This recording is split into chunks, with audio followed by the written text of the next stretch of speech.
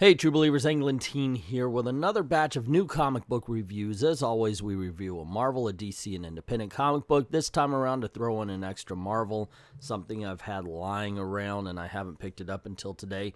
We're doing Amethyst. We're doing Archie meets the B-52s, Fantastic Four, and the X-Men #2. And just for good measure, I'm going to do a review of that Nebula #1 I bought but never read up until now. Alright, with all that said, let's get this party started.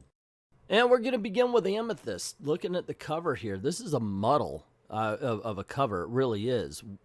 I guess she's supposed to be the focus. What is she looking at? She's holding her hand up looking for something, which I guess is okay. That's indicative of what's going on in the book, but still not the greatest image. I actually have the B cover, and I think it's just it's a prettier cover anyway, and it's the cardstock thing, so I go with that one a little bit more over cover A. The story starts off, and at first I think, okay, wow, this is gonna be pretty good. So at least they're giving us a little backstory. They're giving us some character here, which a lot of books, and I'm gonna call this aimed at girls, doesn't at all. Like quips in modern day lingo, that's as much characterization as we get. They really don't delve into motivation or anything like that. In this case, we've got a girl who's been raised by her foster parents on Earth, and she's also, she found out, the princess of Gem World, of Amethyst, to be precise. And so she's talking about her sweet 16. She doesn't really want to spend time with her parents on Earth, as she's hurrying to get out of there, even though they are trying hard, some would say way too hard, to get her to stay and show their affection and understand the whole thing. So, okay, she quickly escapes her mundane world into the gem world, only to find out that Amethyst is barren, and she's wondering what happened to the people, so she goes looking for help with people she thinks she's friends with, only to be turned away. That is where it kind of falls apart. There's no real character after she gets into the dream world. All we learn is she's a petulant teen that doesn't really appreciate the people who love her, which could explain why her supposed friends don't back her up, but she acts entitled to the love. She acts entitled to having an entire other gem nation go to war for her, or possible war for her. And that's part of the problem. There's, other than, hey, don't I tell a joke here, or we just don't get anything about her. And it seems like we're supposed to be on her side just because her name's on the title, and that's some of the kind of comics I really just don't like. I wanted to like this title. I always want to like Amethyst, but unfortunately, I'm getting to learn that may never actually happen in my lifetime. It certainly didn't happen here, as this book just fell completely flat on its face, in my opinion. Next up, we're going to talk about Archie meets the B-52s. This is another one with multiple covers, and I said, you know what, this one's all right. It's kind of mundane, though. I'm going with the Rock Lobster cover. Heck yeah, man. Heck yeah. Alrighty. So even though it looks like Mike Allred on the outside, it's not Mike Allred on the inside. It's it's a little bit more closer to classic Archie. Now, I make no mistakes or bones about it. I'm a big Archie fan. I specifically like what they've been doing recently in the last decade or so. I just dig on the Archie stories. They're pretty good, and they've been improving, and I've enjoyed them since I was a kid. But I enjoy this kind of Archie as well. And this is a very simple Judy Garland, Mickey Rooney, let's put on a show kind of thing. The B-52s are coming in, and they see Archie, they hear Archie, and they think, oh, wow, you're going to open for our band. Do you have a band? And he says yes, but the Archies had broken up at this point. So he and the B-52s go around to the other members of Archie's and recruit them, basically. That's the story. And they use all sorts of trickery that they could after observing the members of the Archies. Like they appeal to Veronica's vanity, and well, actually a lot of vanity, and Reggie's ego, and so forth and so on, to get them to come play. Weird thing is at a B-52s concert, The song that the Archies play is Rock Lobster. Now, if the opening act of a band played the headliner, their biggest song, I don't know, maybe Love Shack is their biggest song at this point. But point being is, I would still be fit to be tied. But it's a cute little thing. At the end, they all sing Sugar, Sugar from the Archies, and they all live happily ever after.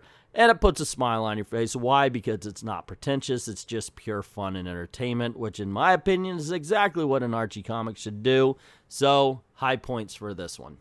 X-Men plus Fantastic Four #2. Alrighty, so, okay, yeah, another one where, this is a good cover, but you know what? If you're going to get this, you got to get the Doctor Doom cover, right? I mean, look at it. It's freaking regal, man. Anyway, let's get on with the story.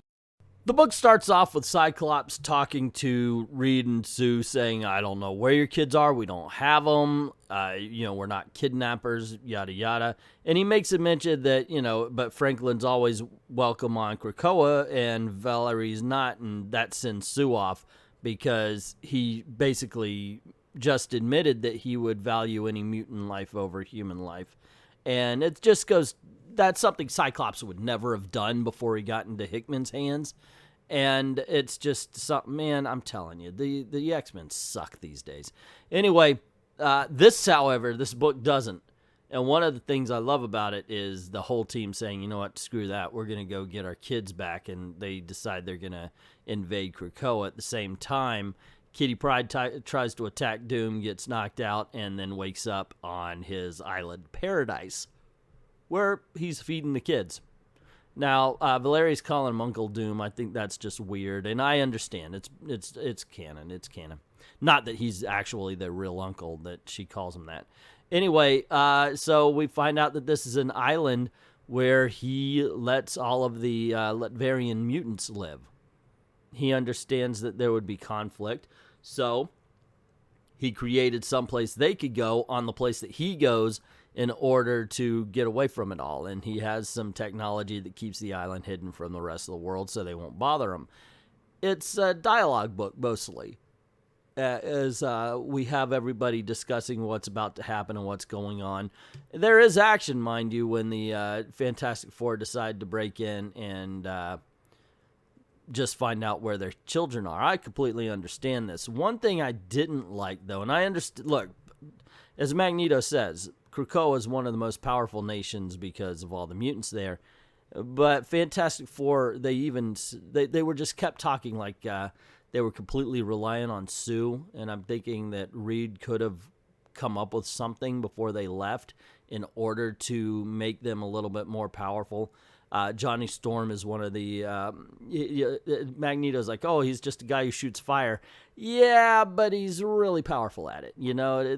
They just should have allowed them to be a little bit tougher. I'm not saying they should have taken down the X-Men, but it really was like, Sue's down, run! I'm not a big fan of that. But the rest of the book, absolutely fine and absolutely fun and something you should be checking out, I think.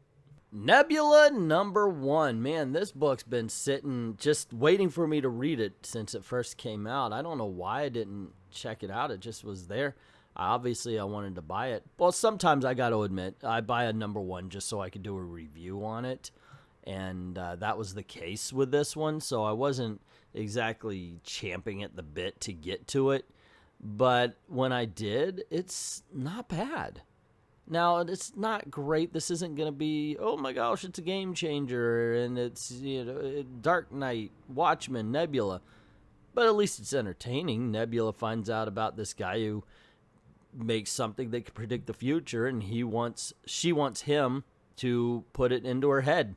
So what it does, though, is it tells the predictability, like when she's being attacked, it's like, okay, if I go this way, it's a 10%, it's 10% that I'll succeed, and so forth and so on. And it's kind of like it gives her the powers of Karnak a little bit, where she could tell the greatest chances of success.